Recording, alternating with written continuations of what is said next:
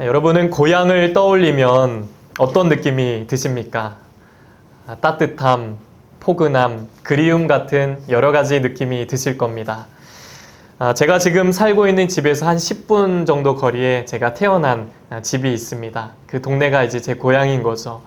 가끔가다 그 집을 지나가면 아이한테 말해요. 여기가 아빠가 태어난 데라고 했지. 여기가 아빠 아기 때 살았던 데라고 말했지. 아빠 알아. 그 얘기 지금 2000번째야. 그만 말해도 돼. 그러면서 서로 웃음을 나누곤 합니다. 그 집을 보면 참 기분이 좋고요. 옛날 추억이 떠오르면서 좀 더 머물다 가고 싶은 그런 마음이 들 때가 있습니다. 사람은 누구나 고향을 보면 이런 따뜻함과 포근함을 느낄 때가 있는데요. 오늘 예수님도 고향으로 가셨는데 분위기가 조금 특이했습니다. 오늘 1절에 보시면 예수께서 거기를 떠나사 고향으로 가시니 제자들도 따르니라. 여기서 이 거기라는 곳은 예수님이 야이로의 딸을 살리신 가버나움을 말합니다. 그 가버나움에서 고향 나사렛까지 가신 겁니다. 퀴즈 한번 내볼까요? 원래 예수님이 태어나신 곳은 어디였죠? 배자로 시작하죠. 베들레헴이죠. 근데 예수님은 나사렛에서 어린 시절 성장기를 보내셨기 때문에 나사렛을 예수님의 고향으로 부르기도 합니다. 이 가버나움에서 나사렛까지 거리는 한 50km 정도 되고요. 나사렛은 아주 작은 시골 마을입니다. 이 고향에서 제일 먼저 찾으신 곳은 회당이었습니다. 그때는 안식일이었는데 예수님이 그곳에서 말씀을 가르쳐 주셨습니다. 근데 그 모습을 보고 사람들이 놀랐다라고 말을 합니다. 예전에 내가 알던 예수와 달랐기 때문입니다. 저 사람 옛날에 여기 살았던 예수 아니야? 아니, 저 사람이 어떻게 이런 것들을 다 배웠대? 저런 지혜는 어디서 났대? 기적까지 행했다고? 말도 안 돼. 예수가 낯설었던 겁니다. 그들에게 예수님은 낯선 예수였다는 겁니다. 우리에게 예수님은 어떤 분입니까? 낯선 예수입니까? 아니면 친밀한 예수입니까? 우리가 신앙생활 하면서 늘 점검해야 할 것은 나는 예수님을 얼마나 믿었는가? 이것이 아니라 나는 예수님을 정말 제대로 믿고 있는가? 예수님과 얼마나 가까워졌는가? 얼마나 나는 주님과 친밀해졌는가? 이것이 중요한 것입니다. 사람들은 예수를 알고는 있었지만 친밀한 예수까지는 아니었던 겁니다. 이렇게 놀란 사람들이 말을 합니다. 3절에 보니까 이 사람이 마리아의 아들 목수가 아니냐? 야고보와 요셉과 유다와 시몬의 형제가 아니냐? 그 누이들이 우리와 함께 여기 있지 아니하냐 하고 예수를 배척한지라. 예수님이 고향에서 환영을 받아야 되는데 배척을 당하신 겁니다. 그들은 예수님의 기적을 봤는데도 왜 거절을 했을까요? 예수님을 어릴 때부터 알았기 때문입니다. 사람들은 예수님의 인적 사항을 알고 있어요. 직업은 뭐였죠? 목수입니다. 어머니는 마리아입니다. 형제들도 다 알고 있어요. 누이는 자기들과 같은 지역에 살고 있습니다. 이건 객관적인 사실이죠. 등잔 밑이 어둡다라는 말처럼 가장 가까운 고향 사람들이 예수님을 그저 평범한 사람이야 이렇게 생각한 겁니다. 그런 예수를 믿지 않았다는 것이죠. 그들은 지금 이런 표현을 씁니다. 저 사람 마리아의 아들 목수가 아니냐라고 말해요. 이 당시 유대인들은 누구의 자식이라고 할 때 아버지의 이름을 씁니다. 예수님의 아버지가 누구였죠? 요셉이죠. 그러면은 요셉의 아들 이렇게 말해야 되는데 전승에 의하면 요셉은 일찍 죽었다라고 합니다. 그러니까 과부가 된 어머니 마리아를 언급하면서 약간 조롱하듯이 비꼬아서 얘기를 한 겁니다. 그러면서 목수라고 말을 해요.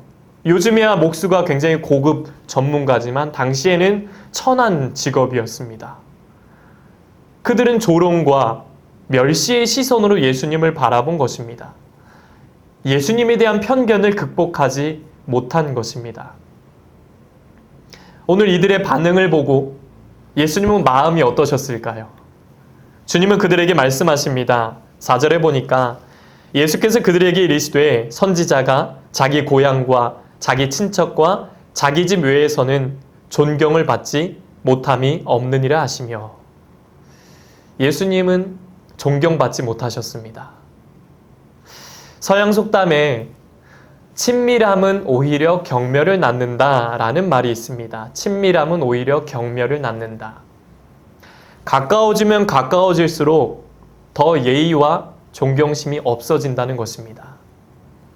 왜 그렇습니까? 사람들은 흔히 가깝게 지내면 그 사람을 잘 안다고 생각해요. 그래서 자신이 한정해 놓은 그 편견, 고정관념 속에서 상대를 바라볼 때가 있습니다. 어떤 사람에 대한 편견은 그 사람을 아는 데 걸림돌이 됩니다. 오늘 사람들이 예수님에 대해 저 예수 목수잖아, 마리아의 아들이잖아 라는 말 속에 담긴 편견이 예수님을 쫓아낸 겁니다. 배척한 겁니다. 여기 배척이라는 말은 원어로 걸려 넘어지다 라는 뜻입니다. 걸려 넘어지다. 마치 그들이 덫에 걸리듯이 예수로 인해서 걸려 넘어졌다라는 것입니다. 나사렛, 예수님의 고향 나사렛이라는 말은 히브리어 나자르에서 파생된 단어인데요. 이 나자르라는 말이 구별되다는 뜻입니다.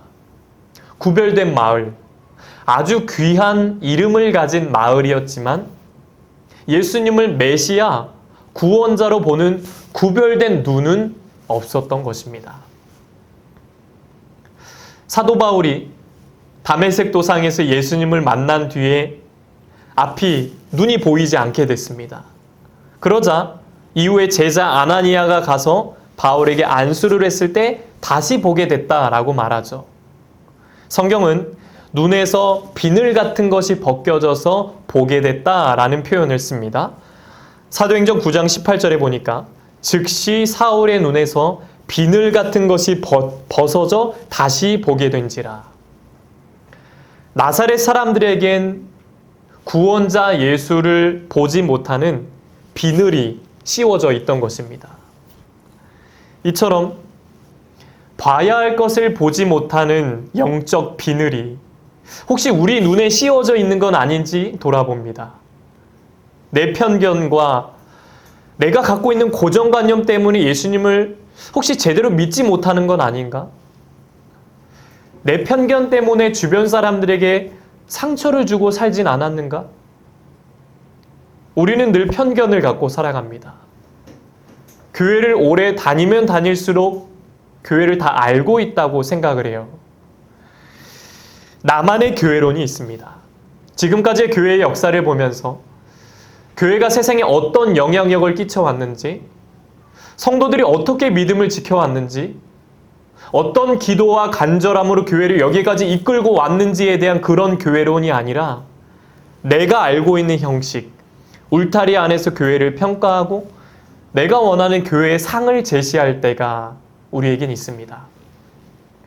교회는 이렇게 해야 돼. 기도는 이게 기도지. 이 찬양은 좀 아닌 것 같은데. 설교는 이런 게 설교 아니야?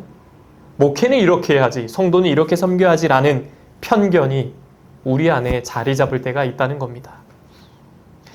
우리는 어떻게 하면 하나님이 인정하시는 믿음을 소유할 수 있을까요?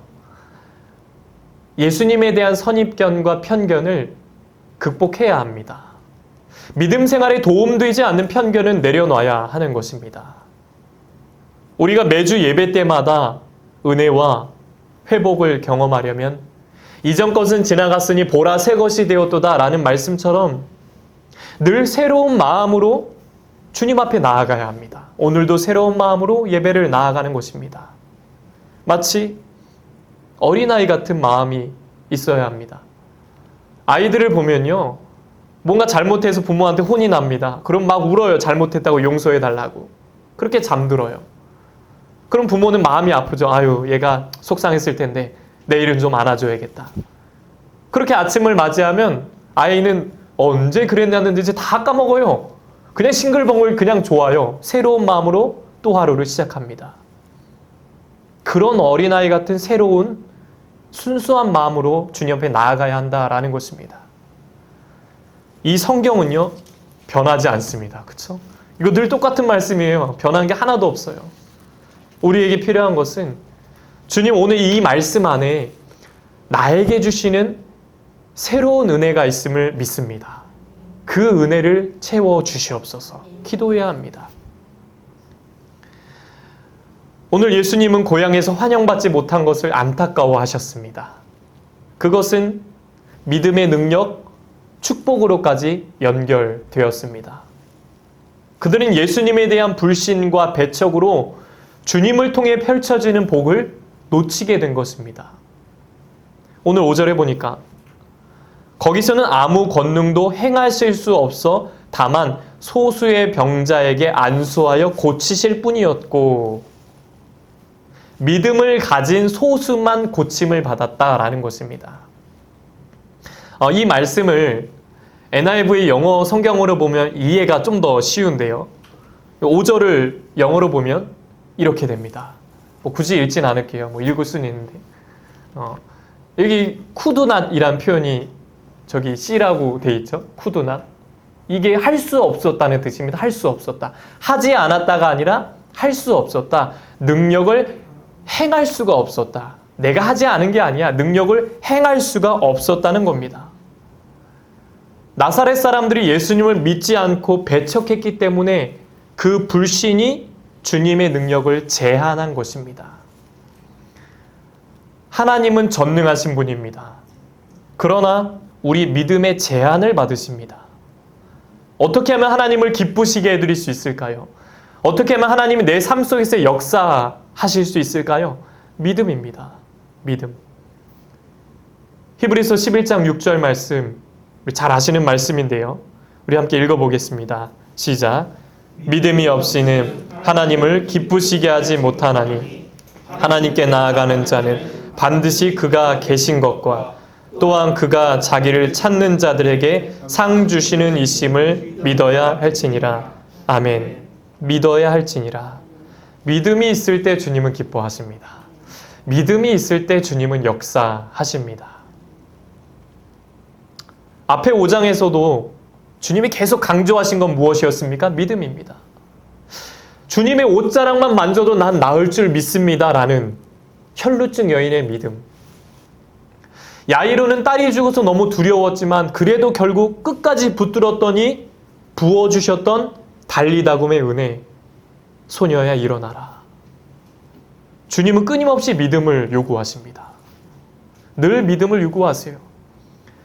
믿음은 은혜를 담는 그릇, 축복을 담는 그릇이기 때문입니다. 그렇게 주님은 그들에게 안타까움을 느끼셨습니다. 어떤 안타까움이죠? 오늘 6절에 보니까 그들이 믿지 않음을 이상히 여기셨더라. 이상히 여기셨더라. 근데 이 말씀을 원어 그대로 번역을 하면 이렇게 됩니다. 그리고 그는 그들의 불신앙 때문에 놀라셨다라는 번역이 됩니다. 불신앙 때문에 놀라셨다. 그래서 떠나신 겁니다. 참 슬픈 대목 아닙니까? 왜 예수님이 고향인데 왜 인정받지 못하신 겁니까? 익숙함 때문입니까? 익숙함. 너무 익숙해서. 나 저 예수 알아. 저 사람 목수잖아. 옛날에 우리 동네에 살았잖아. 익숙하니까 배울 것이 없다고 생각한 것입니다. 익숙함에 빠지면 새로운 것을 얻을 수가 없습니다. 얼마 전에 아내와 그 동네 안경점에 들렸는데요. 그 A라는 안경점과 B라는 안경점에 갔습니다. 먼저 이 A 안경점에 가서 이런 게 좀 필요하다. 이제 설명 좀 해달라 그랬더니 불친절하진 않았는데 조금 귀찮아하는 느낌이었습니다. 왜 그런 거 있잖아요. 좀 귀찮아하는, 주인이 왜 귀찮아하는지 모르겠어요. 그래서 좀 여긴 좀 그렇다 싶어서 이제 제가 다음에 올게요 하고 이제 뒤돌아서서 나오려고 했는데 정말 체감상 0.1초 만에 다음에 올게요. 예, 안녕히 가세요. 이러는 거예요. 뭐야? 네, 안녕히 가세요. 이것도 아니고 다음에 올게요. 예, 안녕히 가세요. 마치 기다렸다는 듯이 빨리 가라는 건가? 뭐야, 왜 장사를 저렇게 하실까? 물건을 팔기 싫은가? 이 생각도 들더라고요. 되게 그런 데 좀 처음 봤어요. 그리고 B라는 안경점에 갔는데 동일한 요청을 했더니 마치 고급 호텔에서 저희를 안내해 주는 것처럼 너무나도 친절하게 편안하게 아주 잘 대해 주더라고요. 야, 그렇게 친절한지 몰라요. 너무 부담스럽지도 않게 정보도 잘 전달해 주더라고요. 그래서 필요한 걸 구매하고 나왔는데요. 그런 생각이 들더라고요. 아, 익숙함의 차이구나 라는 생각이 들었어요. 한쪽은 너무 익숙한 나머지 저런 손님 많았으니까 별거 없을 거야. 안 사겠지 뭐. 그냥 가겠지 뭐. 그냥 보내야겠다. 그렇게 생각을 한 거고, 다른 한쪽도 익숙한 상황이지만 그 익숙함에 빠지지 않고 그래도 친절하게, 그래도 새롭게 손님을 대해준 것입니다. 신앙도 마찬가지입니다. 가게의 주인을 나라고 가정하고 예수님을 손님으로 가정할 때 예수님은 날마다 우리에게 문을 열고 들어오십니다. 은혜를 주시려고 오세요. 그때 우리가 오늘도 익숙함에 빠져서 주님 어차피 은혜 안 주실 거잖아요. 오늘 이 말씀 제가 아는 말씀인데요. 어차피 기도 응답 안 하실 거잖아요. 그런 익숙함에 빠지면 은혜를 놓치게 되는 것이죠. 더 소중한 걸 잃어버리게 됩니다. 우린 익숙한 걸 좋아합니다. 편안한 걸 추구합니다. 그 익숙함 때문에 소중한 걸 잃어버릴 때가 있습니다. 가족이 소중하니까, 가족이 익숙하니까 소중한 걸 몰라요. 교회가 익숙하니까 소중한 걸 몰라요. 목사가, 성도가 익숙하니까 소중한 걸 모릅니다. 이 말씀이 익숙하니까 소중한 걸 모릅니다. 이 모든 걸 잃고 나서야 소중하다는 것을 깨닫습니다. 우리의 신앙은 익숙함에서 벗어나야 합니다. 이 사사기의 기드온을 보면 당시 이스라엘 백성들은 늘 미디안의 지배를 받았습니다. 근데 이스라엘 백성들은요, 이 괴롭힘이 익숙하니까 당연한 줄 알았어요. 아, 또 괴롭히나 보다. 아, 또 우리가 고통받나 보다. 당연하게 생각했어요. 근데 기드온은 미디안에서 벗어나도록 이스라엘을 이끌어줬습니다. 익숙함에서 탈출한 것입니다. 그 이유는 기드온이 하나님의 천사가 전해준 말씀, 큰 용사여 여호와께서 너와 함께 계시도다, 이 말씀을 믿고 말씀대로 나아갔기 때문입니다. 성도는 말씀을 아는 데서 멈추는 자가 아닙니다. 익숙함에 머무는 자가 아니라 말씀대로 살아가는 자입니다. 말씀대로 순종하는 자입니다. 우리는 익숙함이 걸림돌이 되지 않도록 날마다 새롭게 주님을 만나야 합니다. 오늘도 주시는 만나를 먹어야 합니다. 오늘도 주시는 말씀을 먹고 오늘도 주시는 새로운 은혜를 구해야 할 줄로 믿습니다. 이렇게 고향 나사렛에서 떠나신 예수님이 다른 마을로 가셨습니다. 거기서 12제자를 부르셨고 둘씩 짝을 지어서 전도의 자리로 보내셨습니다. 비록 고향에서는 배척을 당하셨지만 예수님은 복음 전하는 일을 멈추지 않으신 겁니다. 사명의 자리로 가신 겁니다. 주님은 그들에게, 제자들에게 말씀하세요. 다른 것 말고 지팡이만 가져가라. 신발 신고 옷은 2벌 가지지 말아라. 이게 무슨 뜻입니까? 하나님 외에 다른 것 의지하지 말라는 겁니다. 하나님만 의지하라는 겁니다. 전도는 내가 하는 게 아니라 하나님이 하신다는 겁니다. 너는 뿌리라는 겁니다. 주가 일하시네. 나는 만군의 여호와의 이름으로 나아간다 라는 다윗의 말처럼 주님의 이름의 능력만 믿고 너는 사명을 감당하라는 것입니다. 나 자신을 의지하면 절망이 기다립니다. 그런데 하나님을 의지하면 소망이 기다리는 줄로 믿습니다. 로마서 15장 13절 말씀 우리 함께 읽어볼까요? 시작. 소망의 하나님이 모든 기쁨과 평강을 믿음 안에서 너희에게 충만하게 하사 성령의 능력으로 소망이 넘치게 하시기를 원하노라. 아멘. 제자들은 나를 의지한 게 아니라 소망의 주님을 붙들었습니다. 말씀대로 복음을 전했고요. 귀신을 쫓아냈습니다. 병자를 고쳐줬습니다. 그들은 이렇게 선포하죠. 여러분, 하나님의 나라가 가까이 왔으니 회개하고 복음을 믿으십시오. 소망의 주님을 붙드십시오. 예수가 생명입니다. 복음이 생명입니다. 이렇게 믿음으로 선포한 것입니다. 마지막 13절에 보시면 많은 귀신을 쫓아내며 많은 병자에게 기름을 발라 고치더라 라고 합니다. 여기 세 개의 동사가 나옵니다. 화면을 보시면 쫓아냈다, 기름을 발랐다, 고쳤다. 세 가지가 나오죠.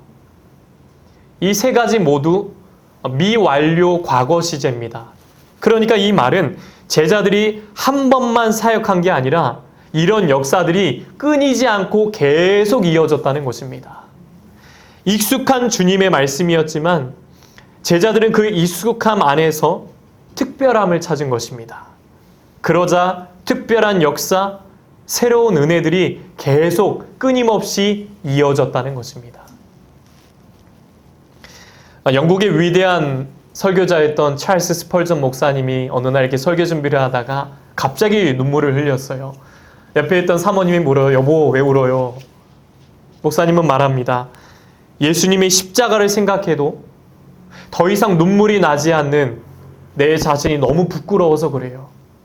십자가를 생각해도 눈물이 나지 않아요.